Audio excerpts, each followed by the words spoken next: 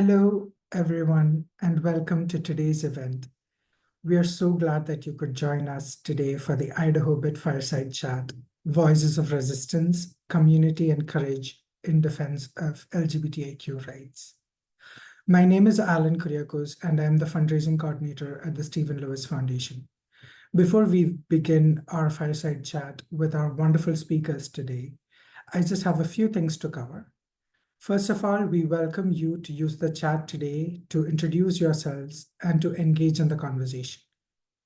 We recommend that you select everyone from the drop-down menu so that everyone in attendance can see your conversations. We encourage you to submit your comments and questions in the chat during the event, and we will do our best to incorporate them at the end of the discussion. Now, as we get started, I would like to start with our land acknowledgement. The offices of the Stephen Lewis Foundation are located on the traditional territory of many nations, including Mississaugas of the Credit, the Anishinaabe, the Haudenosaunee, and the Huron-Wendat peoples, and is now home to many diverse First Nations, Inuit, and Métis peoples. We acknowledge all Indigenous nations who were, are, and will continue to be in relationship with this territory traditionally named Takaranto. The land that the City of Toronto sits on is included in Treaty 13 and Treaty 13A, signed with the Mississaugas of the Credit First Nation, and the Williams Treaty signed between the governments of Canada and Ontario and seven different First Nations communities.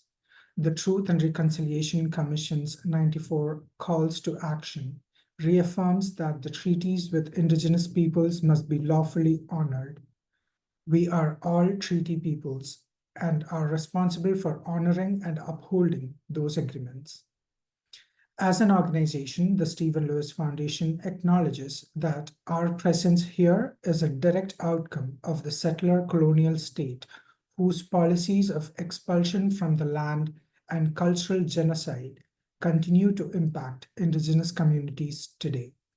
The Stephen Lewis Foundation also acknowledges that oppressive and inequitable socio-economic and political systems in Canada continue to perpetuate this legacy of racism, intergenerational trauma, and structural inequality, and that this legacy is directly linked to the disproportionate impact of HIV on Indigenous communities within Canada. The Stephen Lewis Foundation is committed to the principles of social justice, equality, and solidarity with our African community-led partners as they face the continued effects of the HIV and AIDS epidemic in sub-Saharan Africa. Consistent with those values, the SLF commits to a journey of ongoing learning, reflection, relationship building, and solidarity with Indigenous communities in Canada. It is my honor to welcome you to this important conversation, Voices of Resistance, Community, and Courage in Defense of LGBTIQ Rights. We are gathered here on May 15th in recognition of the International Day Against Homophobia, Biphobia, Intersex Phobia, and Transphobia, Idaho Bit, a day to reflect, to resist, and to recommit ourselves to standing in solidarity with LGBTIQ communities across the world. This year, that call to solidarity feels particularly urgent. Across many countries, including Uganda, we are witnessing a deeply troubling rise in anti-LGBTIQ rhetoric, violence, and regressive laws that threaten the safety, dignity, and fundamental rights of queer communities, especially LGBTQ women. At the same time, critical funding for grassroots organizations is being cut, notably from global actors like the United States. This is having a direct and devastating impact on access to healthcare, mental health support, safe spaces, and the essential work of advocacy. But in the face of this adversity, there is also incredible courage. Today, we have the privilege of hearing from two inspiring leaders who are at the forefront of that courage. Mutyaba Gloria, Director of Programs at Freedom and Roam Uganda, or FARUG, and Ilana Landsberg-Lewis, co-founder of the Stephen Lewis Foundation. Gloria is a radical African lesbian feminist, seasoned human rights defender, and performing artist, currently serving as the Director of Programs at FARUG. Uganda and Africa's first and oldest LGBTQ women rights organization. With over a decade of experience in SOGI ESC-related activism locally, regionally, and globally, Gloria is at the forefront of feminist organizing, community empowerment, and advocacy for the sexual and reproductive health rights of LGBTQ women. Ilana is a labor and human rights lawyer who, prior to co-founding the Stephen Lewis Foundation, worked for 8 years at the United Nations Development Fund for Women, where she first understood the urgency of bringing frontline activists into decision-making positions. In 2003, Ilana Landsberg-Lewis joined with her father, Stephen Lewis, to create a foundation to work hand in hand with Africans struggling against the AIDS epidemic. Together, they forged a unique anti-colonial vision of working as supportive partners with African activists, understanding that it was the frontline advocates who must lead the way.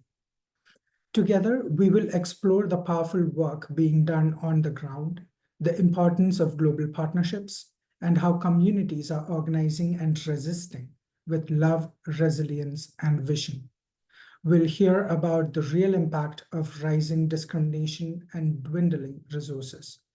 And just as importantly, we'll talk about hope, solidarity, and what it takes to build a future where human rights are not up for debate. Thank you for being here. And let's start this essential conversation. Over to you, Ilana. Thank you so much, Alan, and welcome, Gloria, and everyone who's watching. It's wonderful to be in conversation with you today, Gloria. Thank you for taking this time with us today. It's truly an honor and important on Idaho Hobbit to have these conversations together. So I thank you for that. And, you know, as we reflect in the context of the long and enduring partnership between the Stephen Lewis Foundation and FARUG, I'd love to hear your thoughts in this moment and how your work and activism has changed over time at FARUG. Thank you, Ilana, and thank you for everyone that honored our invitation and showed up. As introduced earlier, my name is Gloria. I'm a queer feminist, an activist that works and lives in Uganda. And FARUG was started in 2003. By then, I think I was 13 years old.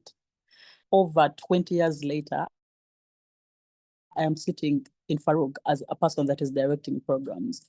And for me, my journey with FARUG itself has been very personal because as a young queer person, when I was still in school, I remember writing an email to FARUG.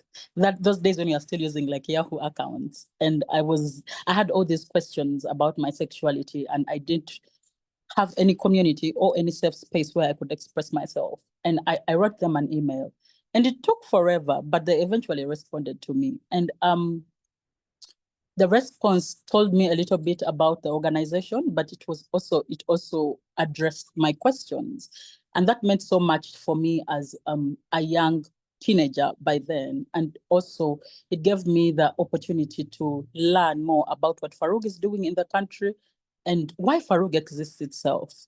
And I would say right now, as an activist, I exist at the intersections of the Gen Zs and the people that came before me. I'm like in between. I'm like a bridge because I have been able to experience the FARUG that was more of like a social movement. And I'm also currently experiencing FARUG that is politically organizing. The FARUG that was a social movement was based on visibility, safety, and survival because it had a lot to do with we are here. It was almost like a fight for LGBTQ women to recognize their place within our country, within the LGBT movement, and within the feminist movement. So the visibility for them of we are here, we exist. And it also had to do with a lot of stigma and discrimination that LGBTQ women were facing in Uganda. So how are those violations being recorded? How are those stories being told? And then the essence of survival, because things to do with SOGI, sexual orientation, gender identity was a conversation that was new in the public context of Uganda. So it was about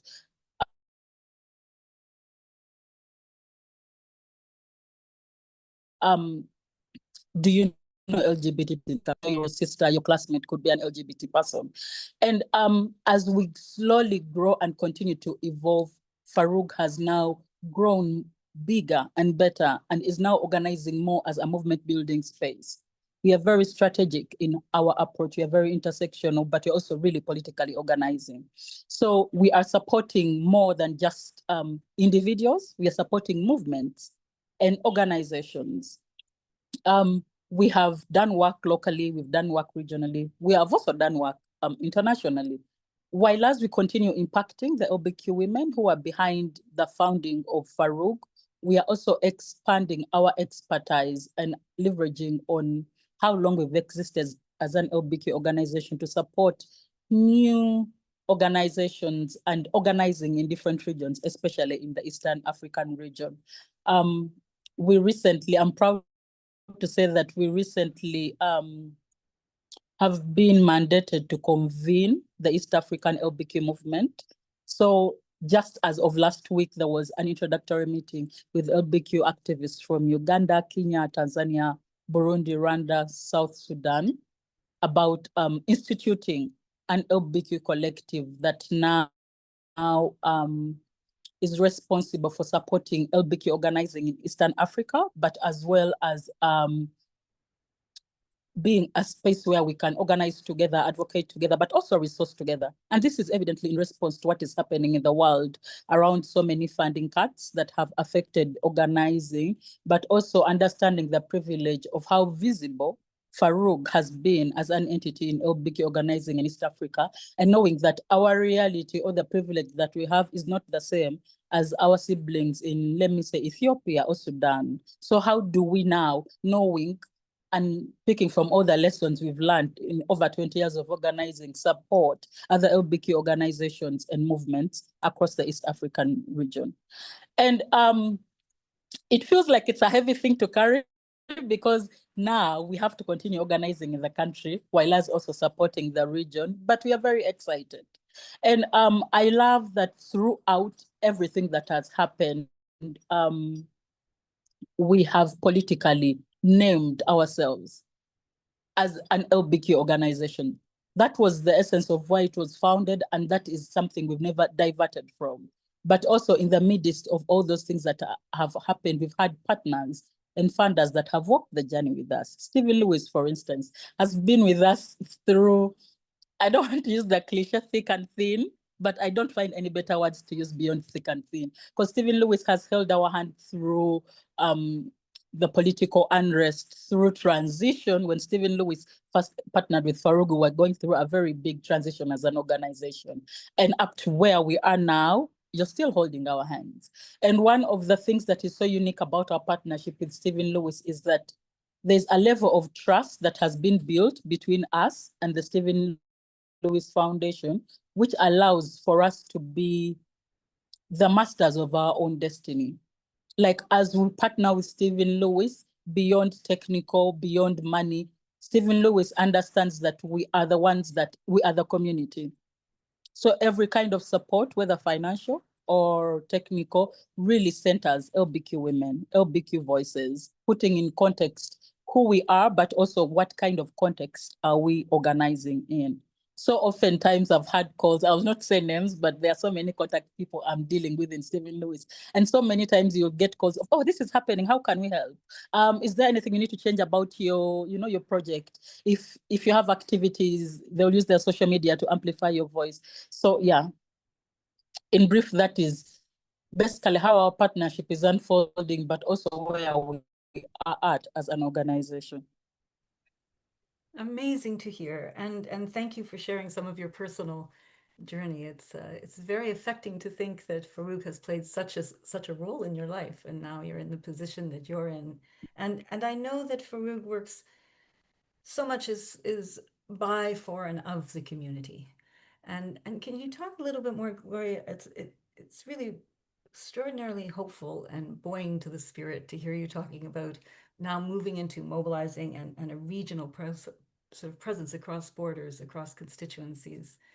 Can you talk a little bit more about what that evolution has meant for FARUG in the current context? What does that what is that political mobilization and organizing? You talked a little bit about how much more it is, how exciting it is, but also how much more it is. What does it require of you, and how do you keep close to the community at the same time that you're mobilizing a movement? So FARUG has always been operating as a grassroots organization. So by virtue of that, a lot of how we operate and work as an organization involves us listening deeply to LBQ women on the ground. Our constituents shape a lot of how the organization operates, but also what it prioritizes. Our membership, who are LBQ women, are the highest decision-making level at our organization, which is the General Assembly.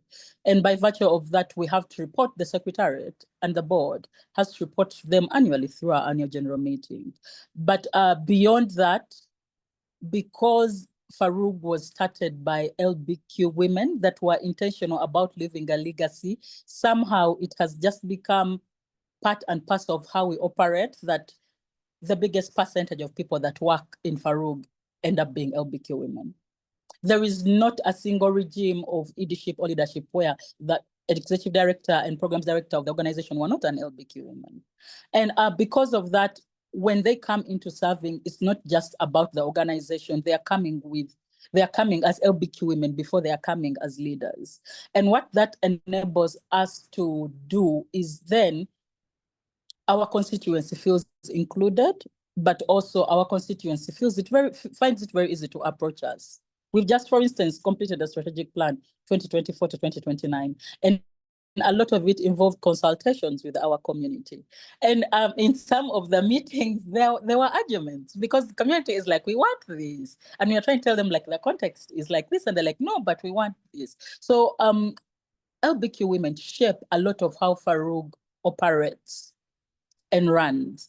And other organizations and movements, having seen us grow in over 20 years of that, are also interested in how then do we learn from FARUG and duplicate such a model in our countries. The mandate itself, for instance, was given to us. We co-hosted the lesbian pre-conference in 2024 with the Global Lesbian Coalition, some coalition that was launched actually during ILGA. And it's this coalition that has come together to support LBQ advocacy, movement building, and fundraising across the globe.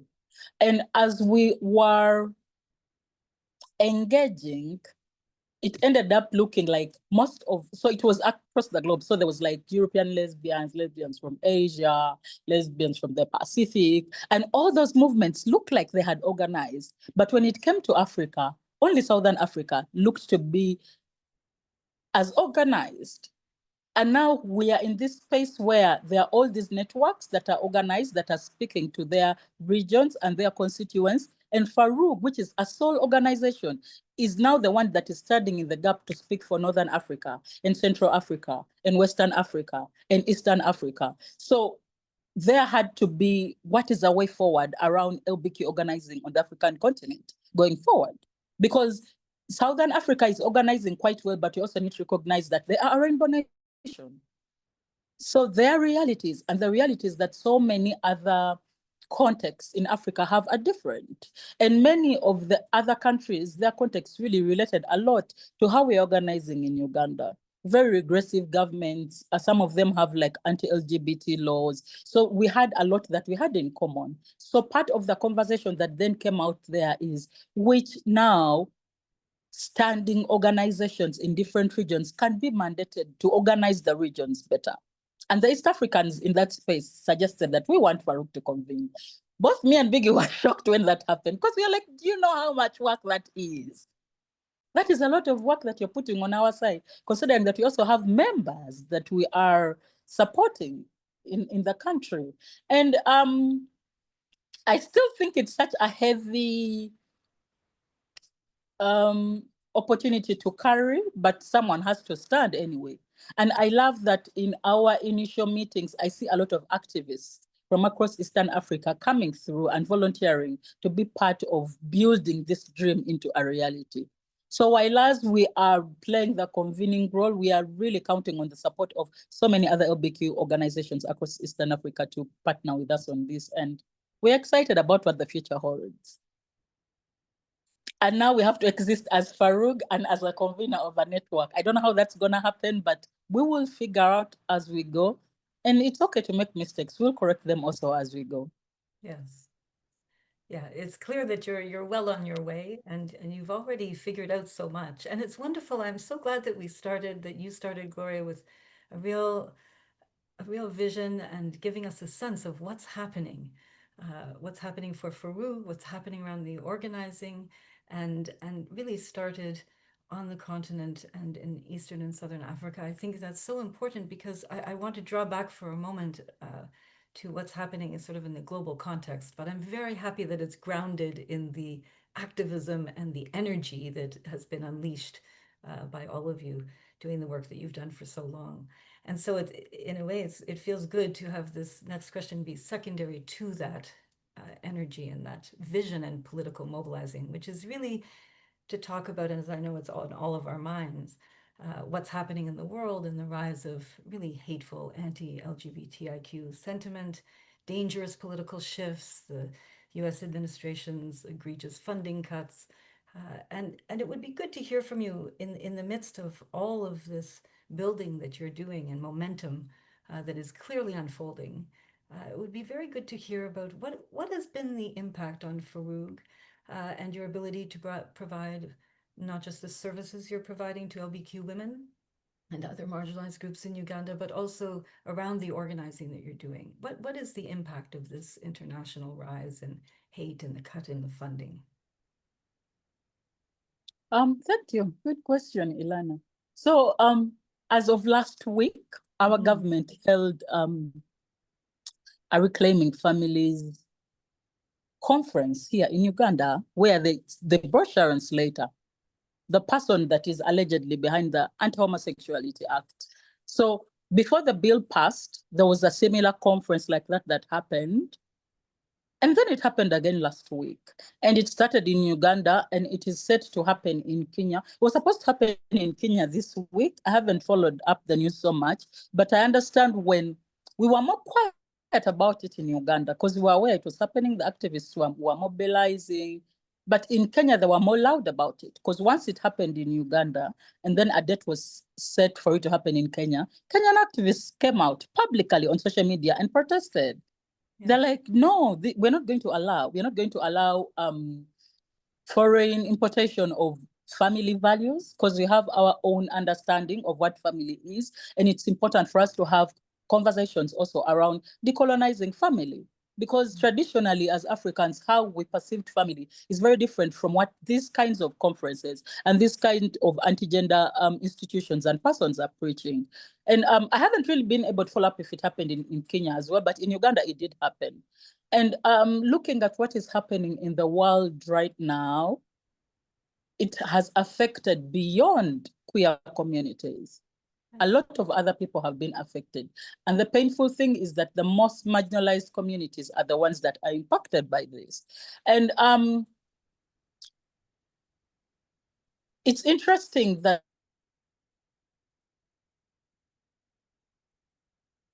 when the bill passed, so many were, we get to do away with homosexuality in this country, blah, blah, blah. And we were telling them, like, there's a saying in our local language that when you see your husband beat your co-wife, you need to hide that stick, because that same stick is the same stick that they're going to use to beat you. And that's what is happening right now, because the bill And the popular rhetoric around homosexuality in Uganda is also one of the things that has influenced how funds that are allocated to HIV have been scrapped away in Uganda. If you saw some of the documents that were pulled out, there were allegations of there was a lot of money that USAID was investing into LGBT organizing and LGBT work, and they were counting like billions of dollars. And they were looking at the people that are receiving this money. We're like, these are not community organizations.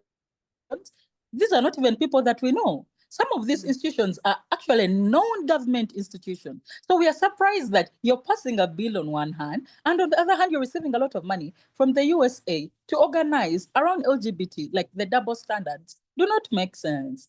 And this pulling out of money has really severely constrained our ability to deliver critical services to our community. FARUG, for instance, we were renting out an office premise that also doubled as a drop-in center.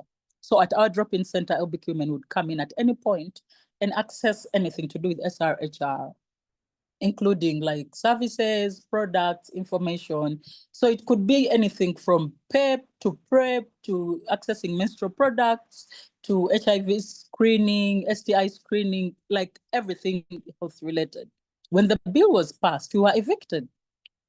And even as we speak right now, we have still not been able to find a space, because even as we try to look out for office space, once we let the landlord know what kind of work we do, like that meant is we are a very small organization that is serving LBQ women from across the country. So if you have taken away our physical drop-in center, that means we have to go to the community. That involves more money than it would if someone came over, because that meant we needed to have a car, for instance. If we have a car, we need to have fuel, we need to have a driver. Like the cost implication of other alternative ways in which we can provide services to our community is high, and yet the funding cuts are gone. And that's the kind of dilemma we are in. We are still serving our community. We were very lucky that two of our partners, one prefers to stay anonymous, the other is Womankind Worldwide, came through and bought us a van, because we had proposed a new model that we wanted to now integrate, considering that we had no office space, called the Health on Wheels, where we have this car that can take healthcare services to communities. So if someone calls and they need something, instead of, because they have nowhere to come to, now you go to them. Yes. And it's working quite well for us, but it is still really something very hard to manage because it's very, very expensive. So through our Health on Wheels model, we will take medical care to people. We will do like HIV screening in the van. If someone needs to talk to a therapist, we could schedule an appointment in the van. We're also using it for staff meetings, because sometimes we have nowhere to sit. So like, let's go in the van and drive around, as we have our staff meeting.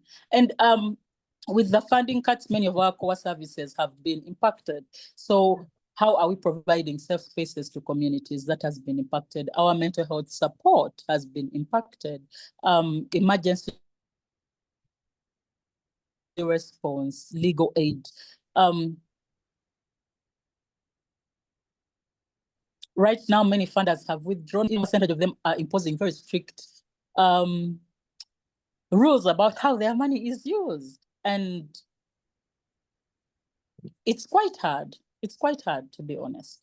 And then beyond like our community, we were not like, there is no single sole organization that is able to provide everything to its constituency as it requires. So also a lot of how we are doing our work is through partnerships and collaborations. So in the instances where, for instance, you didn't have money to pay for a therapist, you'd look out to SEDOVIP or any other organization that's providing mental health. Now, also those organizations have been impacted by the funding cuts.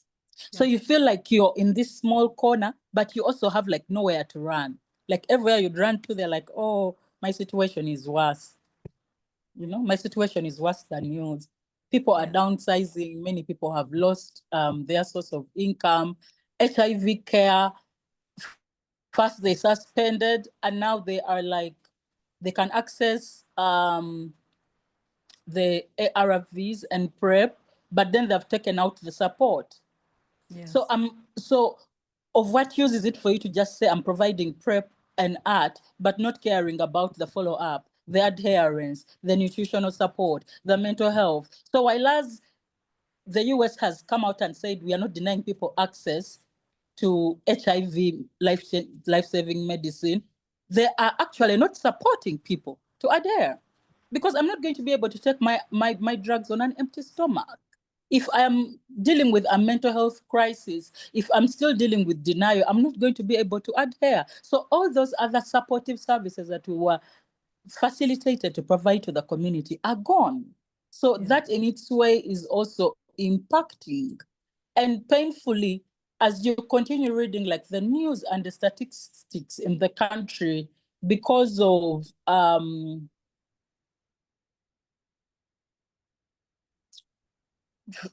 this recently discovered in Uganda, the rate is going high because we have like so many foreign people that are coming here, foreign young girls and adolescents who are trying to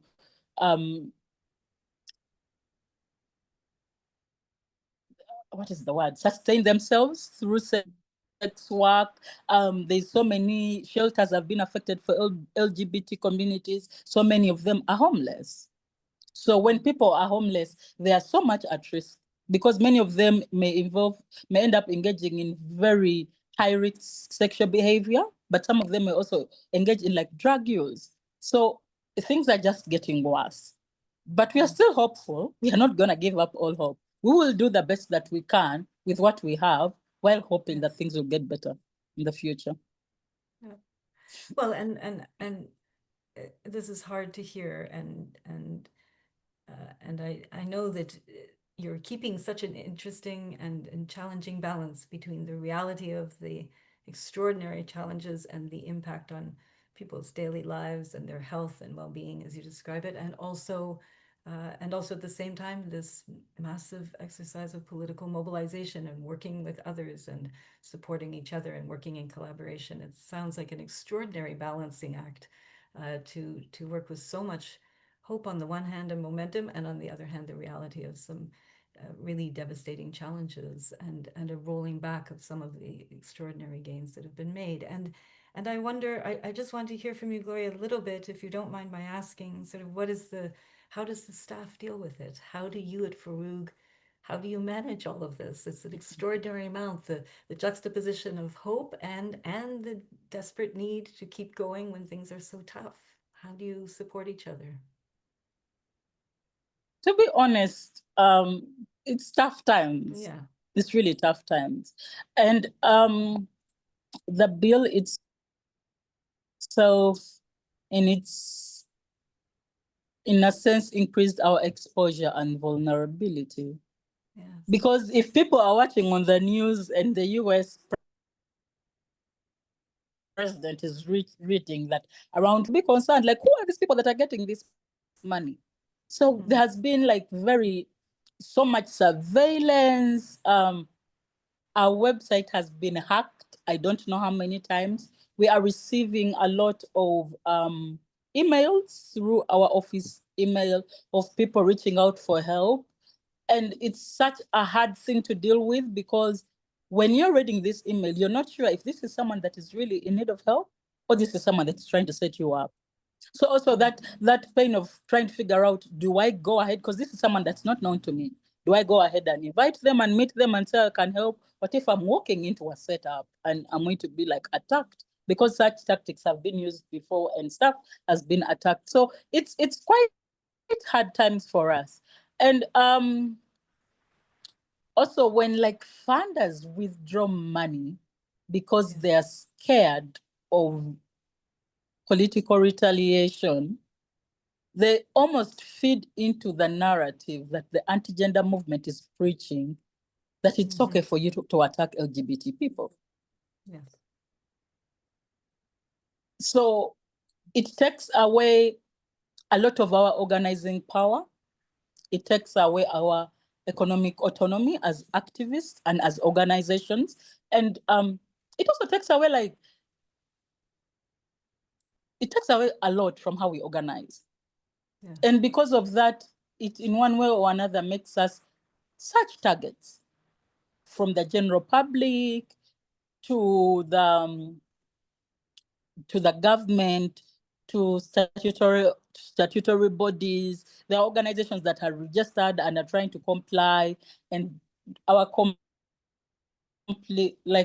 complying in Uganda also involves things like social security for workers, which is NSSF, and pay as you earn, which is like a tax of paid employees on how much they earn. Now imagine your organization had registered for that, and now funders have pulled out. Yeah. So the statutory bodies are going to be questioning you, like, you're not paying your pay as you earn, you're not paying staff, you're not paying social security for your staff, you know? And also it becomes so hard to organize if you're in a hustle mode it to tomorrow. It really affects how much you're able to organize and mobilize as a community. So that also in its way has affected community priorities, because you want to politically organize, but there's this person who's just trying to survive, to make it to tomorrow. And survive can look like different things. Survive from attacks, survive financially. Like as a staff, if I'm not able to pay you, to pay your rent, to take care of your medical bills, to eat, you're not even going to be motivated to work. Like you are dealing with all these things, and at the same time you are exposed and vulnerable because of the kind of work you're doing and the kind of organization you're working with. So how are you even going to be motivated to organize? You know? Yes. You're going to be like, you people, you live in. You're saying something. I was going to ask you something.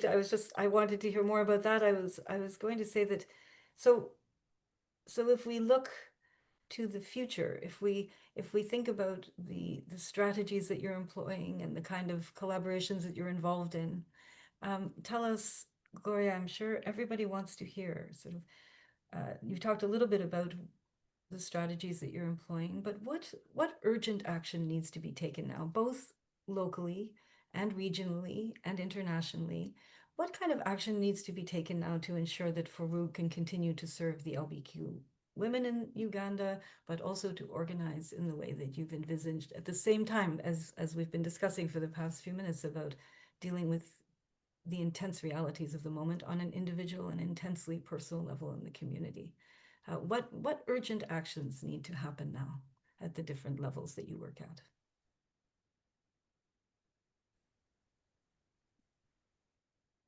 How would you guide us? How do you think strategically when you look internally and externally? I think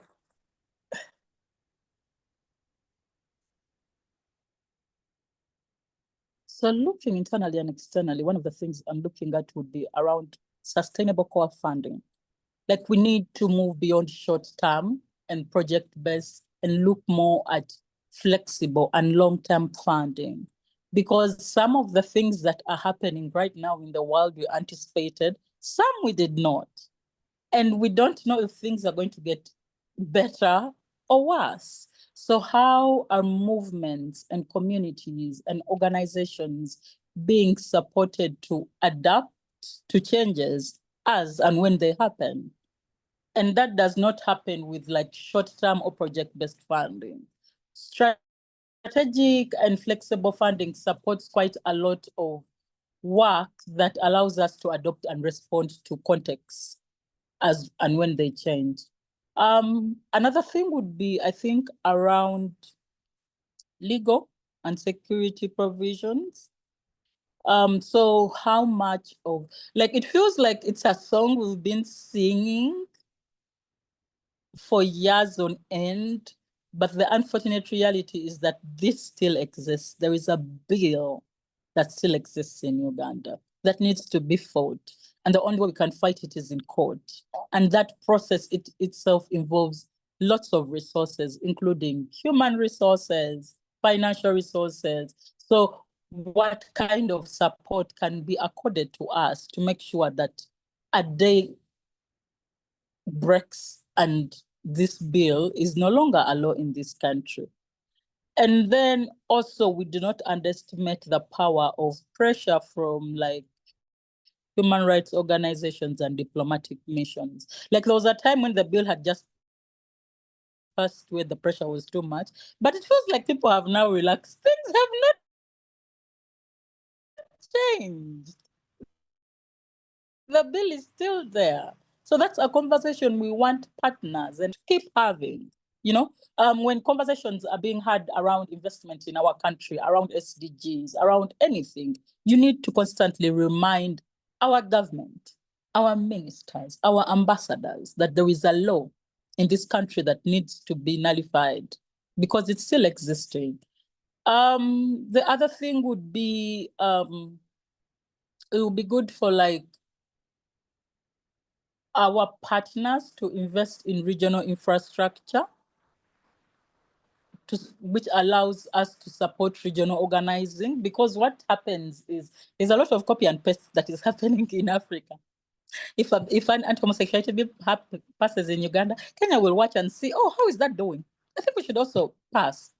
So supporting regional organizing and regional infrastructure allows us to curb the virus from spreading.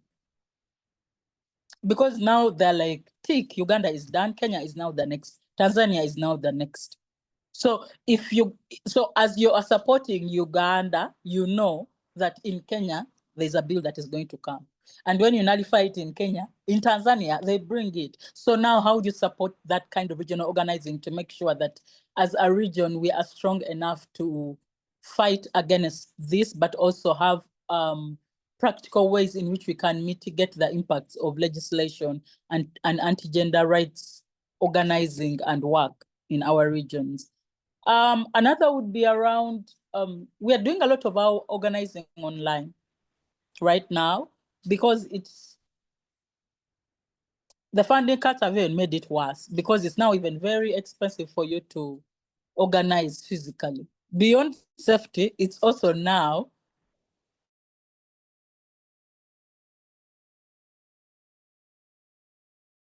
financially doesn't make a lot of sense for you to organize. But also organizing virtually involves a lot of investing in technology and infrastructure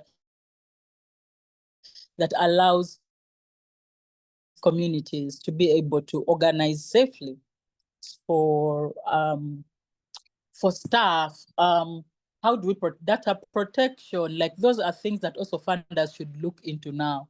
It should not also only be about like numbers. How many people have you tested? How many people are adhering? Because as we test, as we follow up, we are storing data. So how are you also making sure that as we are storing that data, we are storing that data safely? And do we have the equipment or the expertise? Oh, sorry. Did I hurt you? I'm fine. We got you back. So do we have like the equipment or the expertise to be able to, you know, organize? And then I would think around wellness and self-care. And I like that this is something that Simile is really prioritizes. Like, how do you embody care and joy in activism? Because burnout is real. And so like because of all the trauma and compassion fatigue we get as part of our work, some people just give up. They're like, I am done. One day someone just wakes up and walks out of office and you never see them again. But also another thing that is really hurting the movement right now, and that is such a big threat that is scaring us, is that many activists are running away. They are running, they are leaving Uganda and going to like other countries, the US, the UK, for greener pastures. And these are activists who have like a wealth of knowledge and organizing capacity. So they are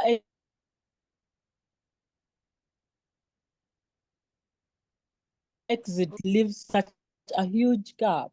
And it has been based on intergenerational how they organize, like they support them, hold their hands. And often when activists run away and move on, they don't want anything to do with the movement.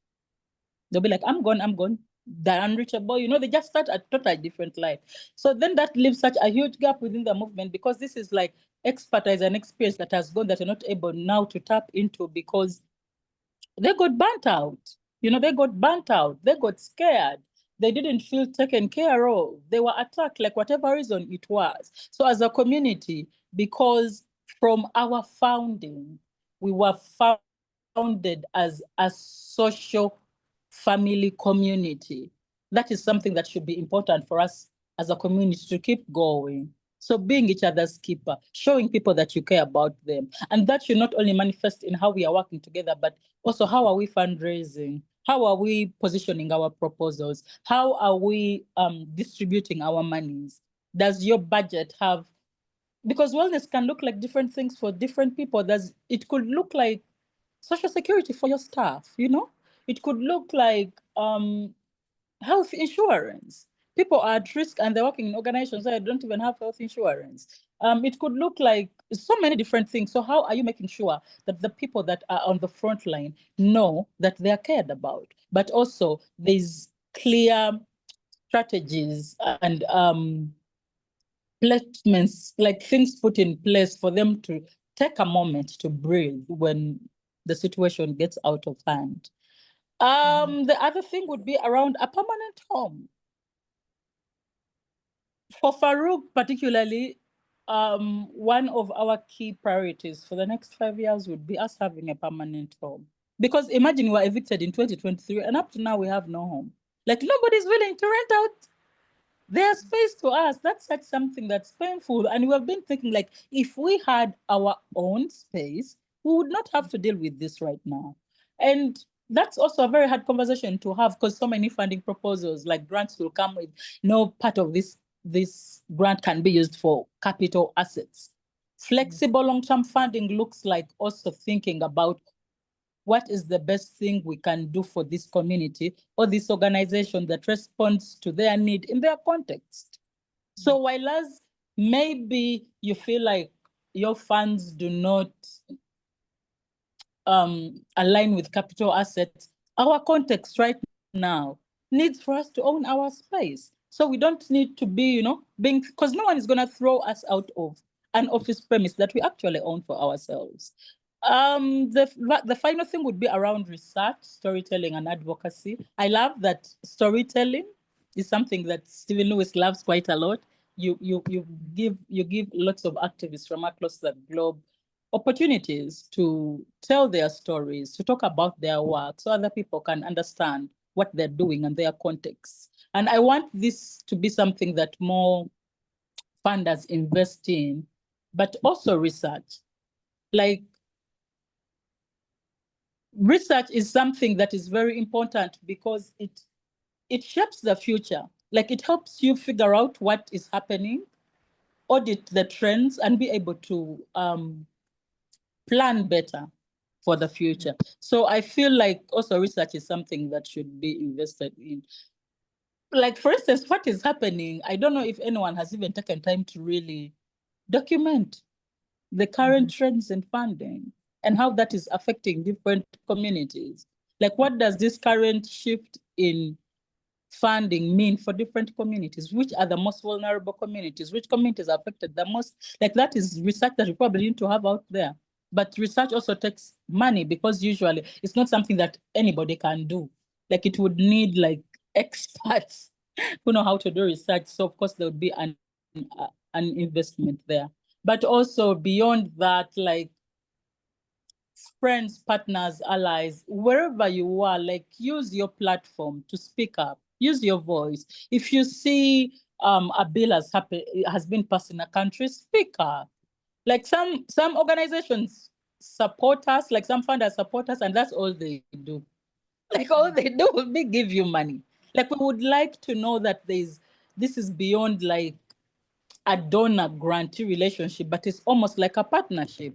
Some of you funders have like have access to very huge spaces, but also like you have a very big social media coverage. So a funder, for instance, coming online and talking about the bill or giving an analysis of how the funding cuts are affecting a particular community or organization, or doing a fundraising drive for a particular community or organization would help us really much right now. Yeah, my brain has gone blank. These are excellent. You've given us so much to think about and so much to work with, you know, around allyship and moving beyond the transactional piece and thinking about what it's really going to take for FARUG to be, and for other organizations like FARUG to really have some security and some sustainability, at the same time thinking about the well-being of everyone who's involved, to keep things going. You've given us so much richness, Gloria. Thank you. And I just want to ask if there was one word. You said something earlier on. You said the same time that there's so much hardship and trauma, that there's joy. And I want to ask you at the very end, as we leave in the last moments, to tell us a little bit about, just to share with us as we go off, to think about this and reflect on all of your expertise and all of the work of FARUG. What is it that individuals and groups around the world can do to support your life-saving work? You've given us some very key things around education of donors and the kind of funding that really makes a difference. And how does that also help preserve the very human elements of pleasure and Joy. Yeah. I would say resource us, don't just recognize us. Like, I hate when I'm in meetings and people are like, oh my God, you're doing such amazing work. What are you doing to support the amazing work that I'm doing? And especially for funders, I need funders to understand that investing in organizations that are serving marginalized communities on the ground is not charity, it's solidarity. So if you should not look at it like, I'm just helping these people. No, you should look at it as, I am coming together with these people to respond to a need that they have in the community. That is such a perfect. And if you're looking at it, the essence of solidarity, that means that you stand with them through thick and thin. You don't only like support us when it's politically convenient, and then one day if you wake up and your name is in the news that so-and-so organization is supporting LGBT work in Uganda, you're like, this is not politically convenient for me, I'm gonna run away. Yeah. Solidarity means you stand through thick and thin. And you're doing a good job at that, Stephen Lewis. Well, that is beautiful to hear. And I appreciate so much that this is a good note to end on, because I think the solidarity, not charity, and what that really means and what that really looks like is so powerful. Gloria, I cannot thank you enough for the conversation today. It was really beautiful to hear from you. Wonderful to hear about what's really happening and for people and what's happening in the community and how much work you're doing. It's such a privilege to hear from you. And I'm going to turn it over to Meg French, the executive director, to take us home. Thank you both so much. Thank you, Gloria. I think Ilana's right. The ending on the note of solidarity, I think, is a really important piece for everyone who has spent the hour hearing about your experience, hearing about the challenges you have, but also the important, powerful work that you're doing, to then say, okay, what am I doing to support that work? What am I doing to be in solidarity with FARUG and with other LGBTIQ-led organizations around the world who are facing not just the funding cuts, but the rise of conservatism that's happening around the world. And I think that is, something that we all should take away today and be thinking about. Is you talked about speaking up and using your platforms, and how you are not giving up. And so we in global solidarity can't give up as well. And we need to speak up with everyone. We need to speak up with our governments. We need to speak up with businesses and how they invest. We need to speak up with our families and our friends who, a lot of the time what's going on in the world isn't talked a lot about in the media or on social media and sources where people get their information. And I know personally, when I tell people about the work of the foundation and the work of our partners and what's going on, they're shocked to hear what's happening. And so I think it's really important that we continue as part of our solidarity to educate others in the world and to speak up, because the conservative movement is speaking up, and they are really pushing forward an agenda that is violating human rights around the world, and that cannot continue. And so thank you for the work you continue to do. The Stephen Lewis Foundation is committed to continue to be there with you as you do this work, and to support you in any way that we can. And I encourage, if anyone is looking for more information on FARUG, you can look at our website. You can join up to our social media site, both for FARUG or for the SLF, and continue to get information about what is happening and what you can do in support of the work, because we absolutely have to bring about change in this world. Global solidarity is what's going to bring about change in this world. And thank you so much again for being with us. And thank you, Ilana, for guiding us through this conversation again. So thank you, everyone.